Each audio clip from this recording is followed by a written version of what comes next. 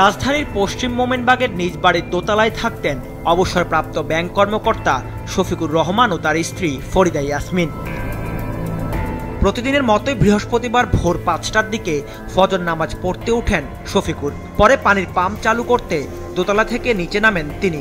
সেখানে আগে থেকে ওঁত পেতে থাকা দুর্বৃত্তরা ধারালো অস্ত্র দিয়ে শফিকুরকে এলোপাতাড়ি আঘাত করে। ঘটনাস্থলেই তার মৃত্যু হয়।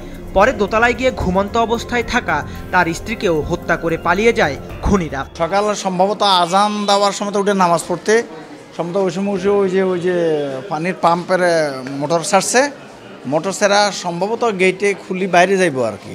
ওই সময় ওরা ওইখানে নাকি আঘাত করছে, ওখানে খুব দিছে, ওইখানে পড়ে গেছে সম্ভবত, ওইখানে চাইনে নিয়ে ওইখানে ফিনিশিং দিছে, দিয়া এরপরে হয়তো গেট খুলছে, এর উপরে যাইয়া ওর ওয়াইফ তো একা, তখন ওখানে যাইয়া ওরে মেরে ফেলছে। ওরে পাওয়া গেছে ডেড বডি খাটের নিচে। এখানে পানি ফ্লো হইয়া ওই যে পুরা এখান থেকে রক্ত লইয়া রোডের উপরে যখন গেছে, ফজরের নামাজ শেষে মানুষ যখন রাস্তা দিয়ে হাঁটতেছে গেছে, পানি আর রক্ত কি এই পানি কোত্থেকে আসে, চিৎকার শুরু হয়েছে, পানি যাচ্ছে কোথার থেকে চিৎকার শুরু হয়েছে, সাইডতলার লোকেরা খবর পাইছে। 2021-এর আগস্ট থেকে এখানে আসি, আর মানুষ হিসেবে ওনাকে আমি সম্পর্কে এমনি দাদা বলে ডাকি, দাদার দাদি ওনাদেরকে। তো ওনারা মানুষ হিসেবে আসলে কখনো খারাপ কিছু দেখিনি ওনাদেরকে। হত্যাকাণ্ডটা ছিল বীভৎস, মানে পুরো ধরনের পরিকল্পিতভাবে হত্যাকাণ্ড। কারণ হচ্ছে আপনার যদি চুরি বা ডাকাতি করতে আসতো তাহলে হচ্ছে ঘর থেকে বিভিন্ন জিনিস নিত, কিন্তু কোনো ধরনের কোনো জিনিস মিসিং ছিল না। নিহত দম্পতির ছেলে পুলিশের উপপরিদর্শক ইমন ঈদের ছুটিতে গ্রামের বাড়ি ফেনীতে বেড়াতে যায়। খবর পেয়ে ঘটনাস্থলে ছুটে আসেন তিনি। পূর্ব শত্রুতা না থাকায় কাউকে সন্দেহ করতে পারছেন না ইমন।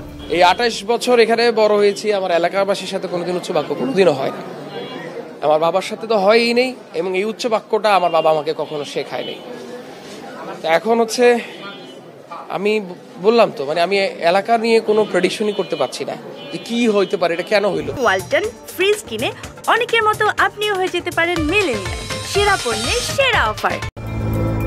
স্থানীয়রা জানান, চতুর্থ তলা ভবনটির পেছনের অংশে দেয়াল থাকলেও তার উপর দিয়ে খুব সহজেই প্রবেশ করে হত্যা করা হয়েছে এই দম্পতিকে। এমন ঘটনায় হতভম্ব নিহতের স্বজনরা। হত্যাকারীদের বিচারের দাবি জানান তারা। আমরা কারোর সন্দেহ করতে পারতেছি না কে করছে। ওনার কোনো শত্রু বলতে কেউ ছিল না, কেউ শত্রু নাই, কিন্তু এটা ফট করে কালকে শুনি তো আমরা হতভম্ব হয়ে গেছি। চাচি আম্মা একজন গৃহিণীর মধ্যে একজন অন্যতম ব্যক্তিত্ব ছিলেন। যে আমরা যারা গ্রামে বসবাস করি, আমরা যখন ঢাকা আসতাম, আমাদের ঢাকা আসার একটা আস্থাস্থল, থাকার একটা ঠিকানা আমরা মনে করতাম এই শফিকুর রহমানের বাসা। আজকে থেকে মনে হয় আর ঢাকা আসলে হয়তো বাসার ঠিকানা আর খুঁজে আমরা পাবো না। আমরা চাই সুষ্ঠু তদন্তের মাধ্যমে ওই লোকগুলাকে বিচারের আওতায় আনা হোক, যাতে সমাজ থেকে এরকম অপরাধ কমে। এদিকে হত্যার ধরন দেখে পরিকল্পিত হত্যাকাণ্ড বলে ধারণা করছে আইন শৃঙ্খলা রক্ষাকারী বাহিনী।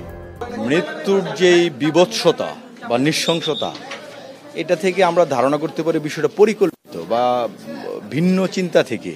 শুধুমাত্র ডাকাতের জন্য বা চুরি করার জন্য কাউকে হত্যা করে চুরি করতে হবে, এরকম হত্যা নয়। এরই মধ্যে ঘটনার রহস্য উন্মোচনে কাজ করছে আইন শৃঙ্খলা রক্ষাকারী বাহিনীর একাধিক সংস্থা।